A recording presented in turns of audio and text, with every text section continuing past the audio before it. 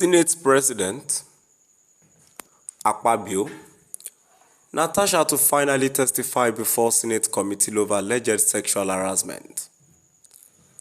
My dear listeners, from wherever you're listening from, moving on to the full details, kindly please ensure you like, subscribe to this channel and share. The Senate Committee on Ethics, Privileges and Public Petitions, SEPP, is set to hear testimonies from Senate President xuãl Akpabio and Kogi Central lawmaker Natasha over allegations of sexual harassment.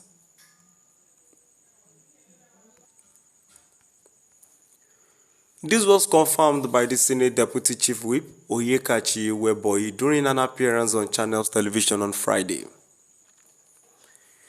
According to Weboyi, other senators who were present at the time of the alleged incident will also testify before the committee.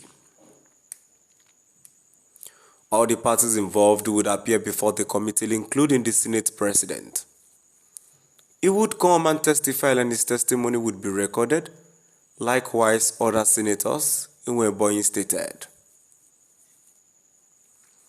Senator Lakpoti Uduaghan, a member of the People's Democratic Party, PDP, had alleged that Akpabio sexually harassed her during a visit to his residence in Uyo, Akwa Ibom State in December 2023. She claimed that during the visit, the Senate President held her hand, led her around his house and made inappropriate advances towards her, even in the presence of her husband. The allegations have sparked controversy within the Senate and beyond. However, Weboyi, representing Ebonyi North, dismissed the claims, suggesting they were an attempt to divert attention. He insisted there was no credible evidence to support the accusations. In criminal prosecution, there is what we call prima facie evidence. That is evidence on the surface.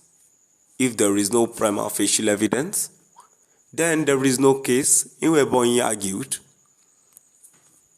Weboyi added, she knows quite well what she is saying is to divert attention, but we are not disturbed because we know the truth.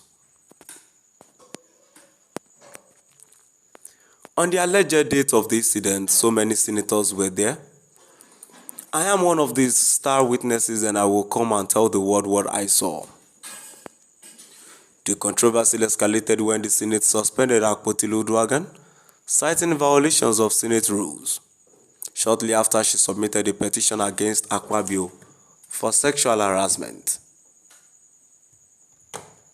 And other allegations. Akpabio has vehemently denied the claims, refusing to remain silent. Akpoti Uduaghan took her case to the global stage.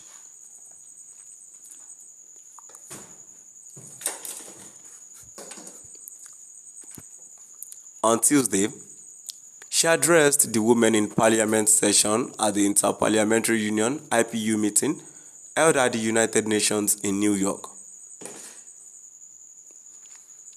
I was suspended illegally because I submitted a petition for sexual harassment against the President of the Nigerian Senate, Senator xuãl Akpabio, she told the gathering. She added, I thought that by submitting the petition, he would recuse himself and both of us would submit ourselves to the Committee on Ethics, Privileges and Public Petitions for a fair, transparent investigation. But unfortunately, I was silenced and suspended. She described her suspension as part of a broader issue of gender exclusion in Nigerian politics, saying my suspension is not just about me, it is about the systemic exclusion of women from political leadership in Nigeria. Senate President Akpabio strongly refuted the allegations, maintaining his innocence and urging the public not to jump into conclusions. At no time did I ever harass any woman. I was raised very well by my late single mother, and I have always upheld respect for women.